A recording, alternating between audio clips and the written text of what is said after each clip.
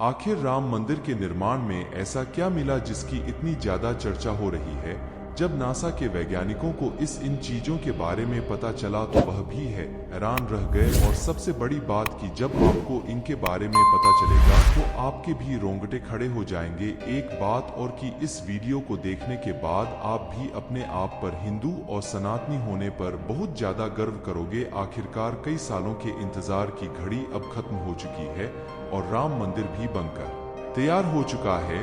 अब लोग 22 जनवरी का इंतजार कर रहे हैं, क्योंकि इस दिन की भारत के लोगों को ही नहीं बल्कि दुनिया के लोगों को इंतजार है।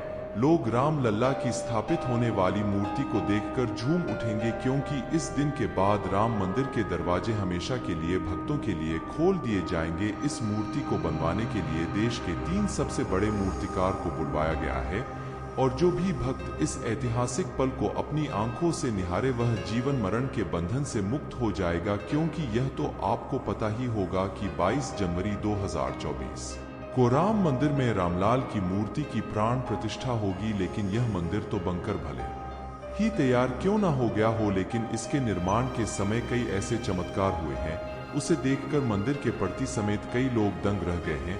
यहाँ तक इन चीजों को देखकर नासा के वैज्ञानिकों ने तो अपना सर ही पकड़ लिया है और वह एक ऐसी गहरी सोच में पड़ गए हैं कि मानो उन्होंने कोई भयानक चीज देख ली हो। आज की इस वीडियो में हम राम मंदिर के बनते वक्त हुए उन चमत्कारों और रहस्यमय चीजें के बारे में आपको बताएंगे जिसे सुनकर शायद आप भी यकीन ना कर पाओ। लेकिन वीडियो को शुरू करने से पहले प्रभु श्री राम के सच्चे भक्त होने के नाते आप लोगों को इस वीडियो को लाइक करके नीचे जय श्री राम कमेंट में लिखना होगा, ताकि प्रत्येक देशवासी को यह पता लग जाए कि हम हिंदू भी किसी से कम नहीं है। नमस्कार दोस्तों, अमेरिका से एक विशिष्ट वैज्ञानिकों की टीम को बुलवाया गया ताकि वे इसका निरीक्षण करके होने वाली हर एक कमियों को दूर कर दे और राम मंदिर की शान में 4 चांद लगा दे। लेकिन जैसे ही राम मंदिर के निर्माण के वक्त वहां की धरती को खुद गया, तब उस धरती से एक ऐसी वस्तु निकली कि उसे बीसीसी देखकर सभी के होश उड़ गए और उसे चमत्कारी और दिव्या वस्तु ने न सिर्फ उन वैज्ञानिकों के होश उड़ाए बल्कि भारत सरकार को भी हिलाकर रख दिया। जिसके बाद तुरंत एक कमेटी बनाई गई और उसकी जांच के लिए लगा दी। लेकिन उसके बाद कुछ ऐसा हुआ कि वे सभी भी प्रभु श्री राम के भक्त बन गए। दरअसल यह बात है राम मंदिर के निर्माण के समय की, जब अमेरिका से थॉमस नाम के एक वैज्ञानिक भारत में राम मंदिर निर्माण कार्य के दौरे पर आए हुए थे। यहाँ आकर उन्होंने देखा कि राम मंदिर का निर्माण कार्य तो काफी चल रहा है, जिसके बाद उन्होंने अपना रूटीन काम फिर से करना शुरू कर दिया और अपना काम करना शुरू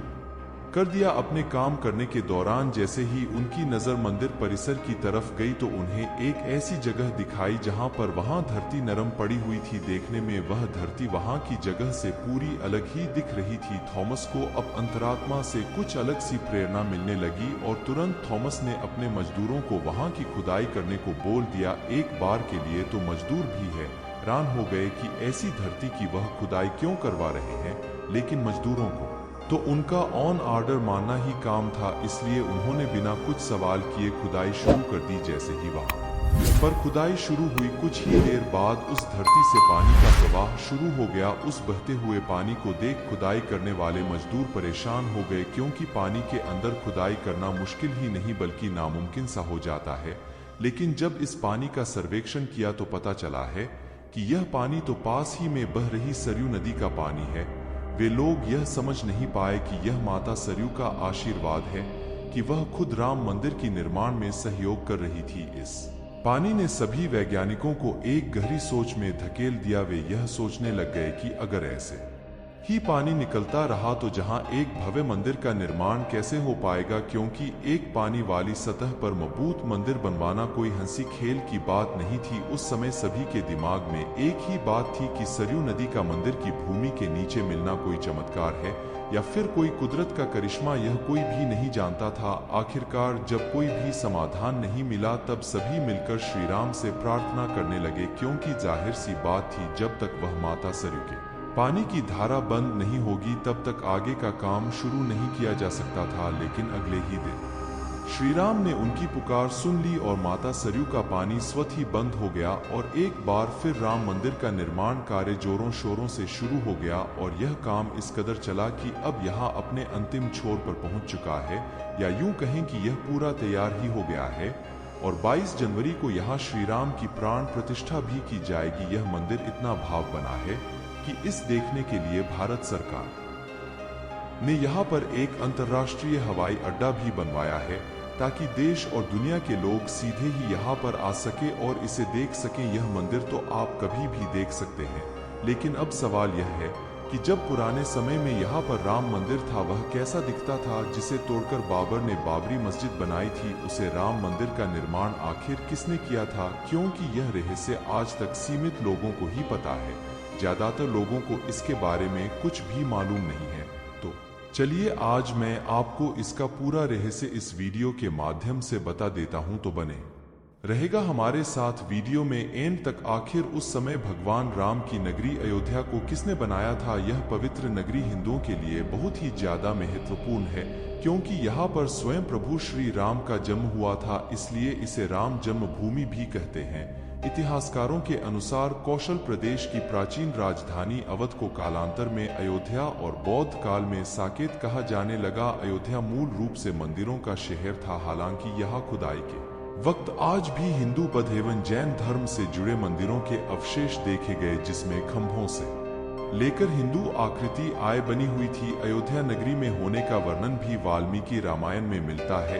कहते हैं कि भगवान श्री राम के जल समाधि लेने के पश्चात अयोध्या कुछ काल के लिए उजाड़ सी हो गई थी, लेकिन उनकी जन्मभूमि पर बना महल वैसे का वैसा ही था। भगवान श्री राम के पुत्र कुश ने एक बार पुनः राजधानी अयोध्या का पुनर्निर्माण कराया। इस निर्माण के बाद सूर्यवंश की अगली 4 पीढ़ियों तक इसका अस्तित्व आखिरी राजा महाराजा बृहदबल तक अपने चरम पर रहा। कौशल राज बृहदबल की मृत्यु महाभारत युद्ध में अभिमन्यु के हाथों हुई थी।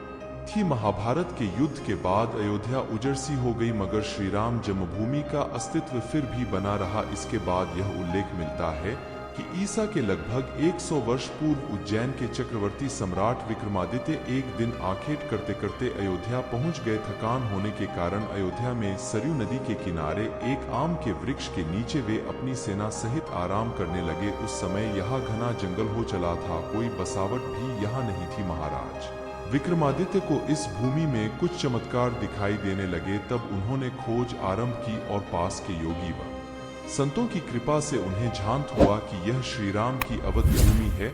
उन संतों के निर्देश से सम्राट ने यहाँ एक भव्य मंदिर के साथ ही कूप, सरोवर, महल आदि बनवाए। कहते हैं कि उन्होंने श्री राम जन्मभूमि पर काले रंग के कसौटी पत्थर वाले 84 स्तंभों पर विशाल मंदिर का निर्माण करवाया था। इस मंदिर की भव्यता देखते ही बनती थी। विक्रमादित्य के बाद के राजाओं ने समय समय पर इस मंदिर की देखरेख की। उन्हीं में से एक शुंग वंश के प्रथम शासक पुष्यमित्र शुंग ने भी मंदिर का जीर्ण उद्धार करवाया था। पुष्यमित्र का एक शिलालेख अयोध्या से प्राप्त हुआ था, जिसमें उसे सेनापति कहा गया है तथा उसके द्वारा 2 अश्वमेध यज्ञों के किए जाने का वर्णन है।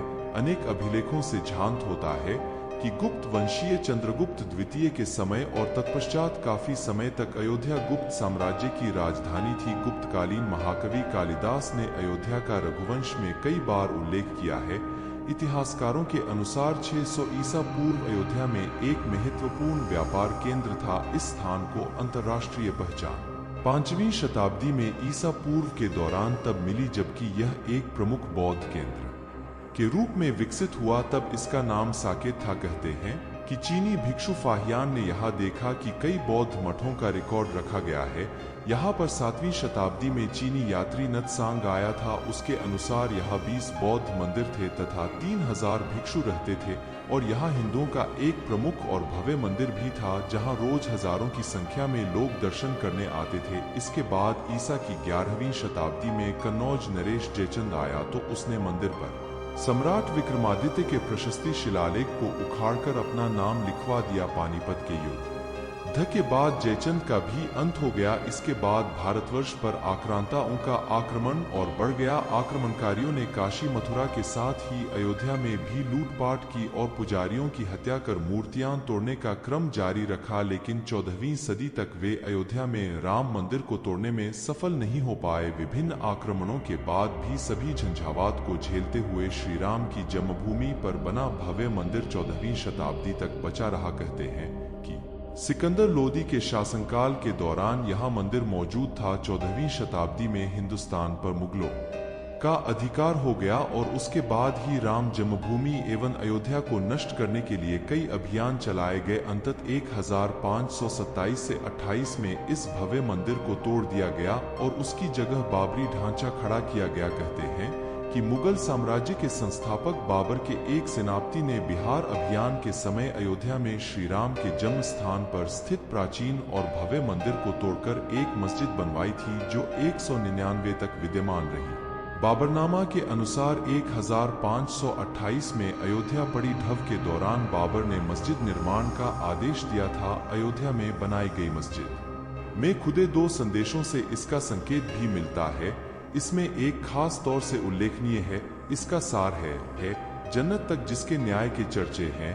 ऐसे महान शासक बाबर के आदेश पर दयालु मीर बकी ने फरिश्तों की इस जगह को मुकम्मल रूप दिया। हालांकि यह भी कहा जाता है कि अकबर और जहांगीर के शासनकाल में हिंदुओं को यह भूमि एक चबूतरे के रूप से सौंप दी गई थी। लेकिन क्रूर शासक औरंगजेब ने अपने पूर्वज बाबर के सपने को पूरा करते हुए यहाँ भव्य मस्जिद का निर्माण कर उसका नाम बाबरी मस्जिद रख दिया था। लेकिन अंत में बाबरी मस्जिद का भी विध्वंस कर दिया गया और इस जमीन पर कई वर्षों तक कैसे चलता रहा और अंत में यह जमीन हिंदुओं को सौंप दी गई, जिस पर आज श्री रामलाल का भव्य मंदिर बनकर तैयार हो चुका है। और 22 जनवरी को यहाँ पर प्राण प्रतिष्ठा भी कर दी जाएगी, जिसकी तैयारी अब। वैसे अगर आप में से कोई अयोध्या निवासी है तो हमें अयोध्या के बारे में कमेंट में जरूर बताना और ऐसी ही जानकारी को जानने के लिए चैनल को सब्सक्राइब करना मत भूलिएगा। धन्यवाद।